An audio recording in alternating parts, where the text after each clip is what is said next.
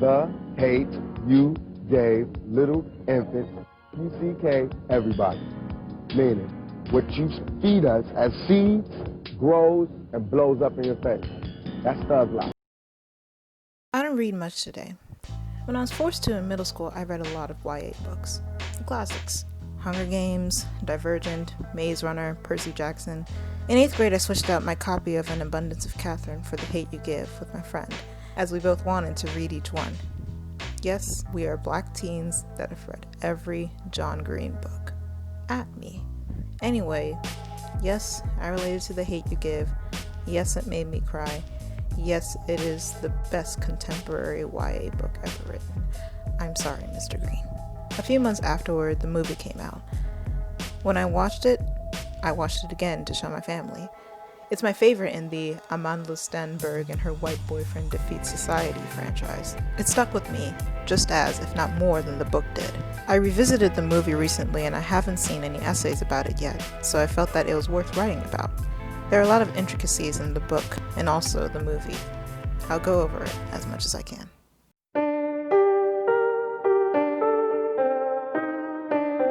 For those unfamiliar with the book or the movie, get familiar with it. Go read it. Go watch it.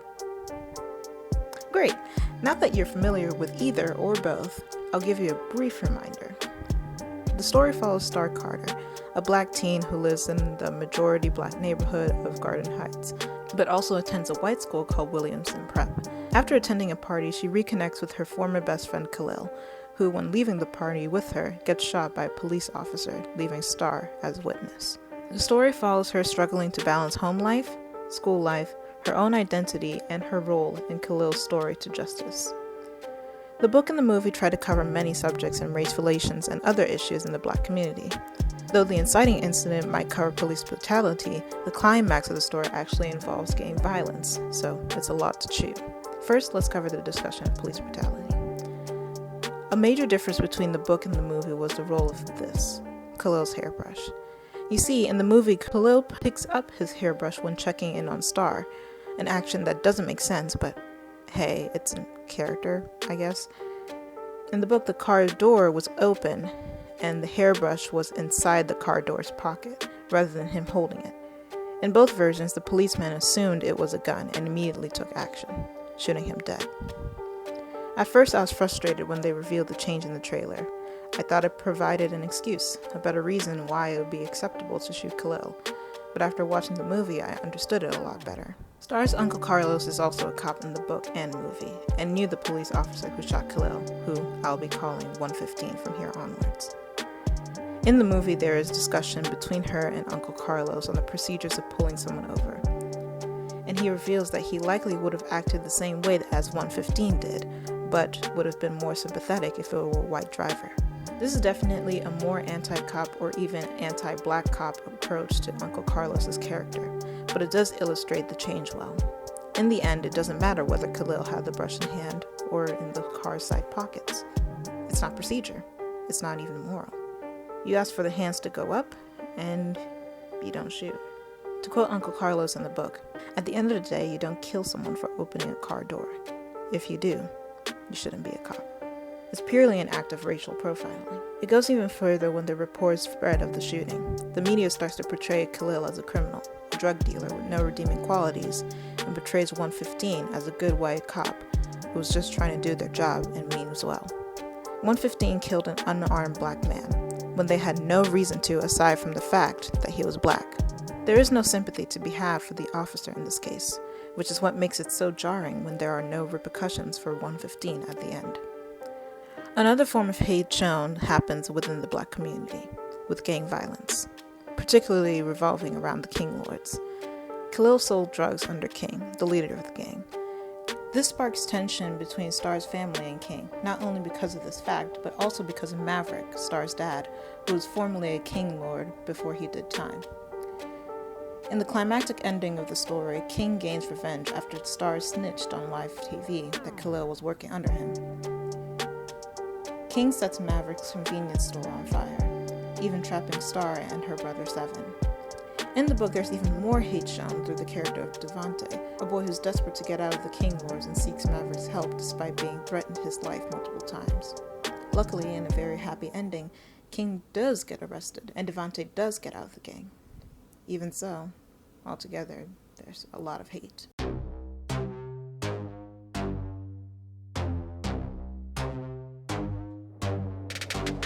There are 3 non-black characters that Star interacts with in the books. First, I'll go over Haley, the demon. Harsh, but a bit true. Haley is very white and racist, quite racist. Among Haley's crimes, both book and movie, are helping craft a protest for Khalil, but only so that they can skip class. She's a sympathizer for 115. She sees Khalil as only a drug dealer and not as a victim. She has made racist jokes not only to Star, but to their friend Maya, who I'll get to. In the movie, she also claims that Star is one of the good ones, and doubles down on the idea that Khalil deserved to die unarmed. She also unfollows Star on Tumblr after she stood up for innocent black victims, basically claiming that she's not her when she embraces her black history. Unconfirmed, but she probably says the N-word when she attempts to rap to Childish Gambino. It's my headcanon. She is the white person that a lot of black people think of when they think of white people. She's the embodiment of, I'm not racist, I have a black friend. And she says that to her black friend. A demon, the worst kind, the one that doesn't even know it. She gives ignorance. Then there's Maya, an Asian student who acts as the mediator of Star's Williamson friend group. In the movie, she goes basically unnoticed, almost as if she's an enabler for Haley. But in the book, she plays a bigger role of being a minority who isn't black. After the tension between Haley and Star rises, Maya admits that Haley made a racist joke to her before and has heard enough of her for that time. Her and Star form a minority alliance as they, being minorities in an ultra-white school, face similar struggle. Not the same, but similar. She gives support. Then there's Chris. He is Star's aforementioned white boyfriend that helps defeat society. Chris could be what you call a wigger, as they do in the books, a white person who acts black. He listens to classic hip-hop, wears Jordans, loves Fresh Prince. He's great, and we love him. Let me give a brief history of interracial relationships. Legalized 53 years ago, not 100% accepted on either side to this day. Brief. Chris serves the purpose of showing what a white person can be when they actually do try to understand black struggles. Chris helps Devante escape in the book and Seven escape in the movie. He doesn't participate in the fake school protests, but he does participate in the real protests. When Chris makes the mistake of saying he doesn't see color, he quickly reverses his statement when Star corrects him, saying that he sees all of her, blackness and all, and knowing that he loves her all the same. We love him too. Chris serves the purpose of disrupting the all-white people narrative. We all know that he benefits from a racist system, but we also know that he isn't a racist himself. He is reverse Haley. He's an angel. He gives love.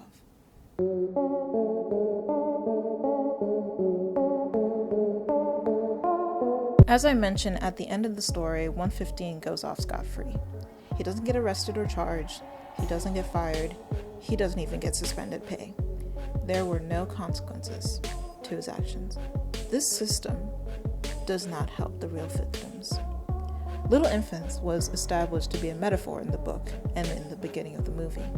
Black people are little infants. Poor people are little infants.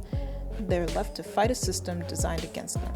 When Khalil got into drug dealing, his mother was an addict, his brother needed to go to school, and his grandmother was unemployed and diagnosed with cancer.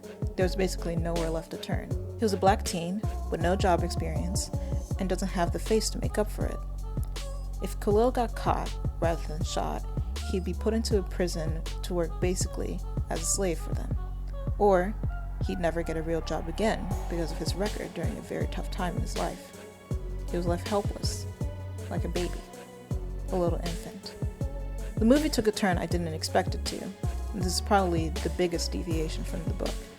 It caught me so off guard to the point where it actually might have made it better than the book. Maybe not, but still. Sakani, Star's little brother, is a symbol of innocence in the book. not really understanding the horrors around himself.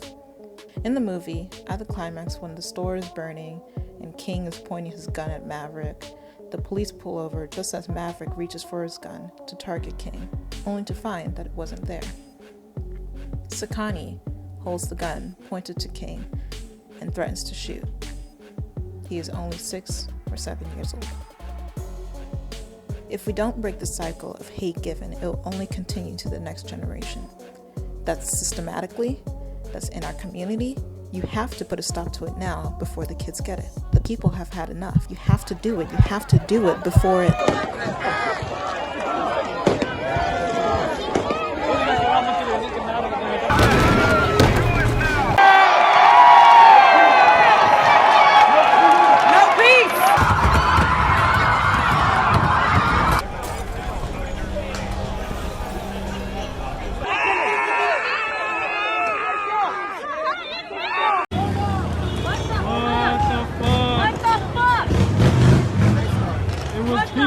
It was peaceful.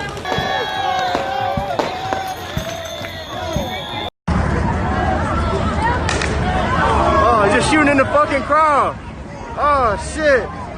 Black Lives Matter! Black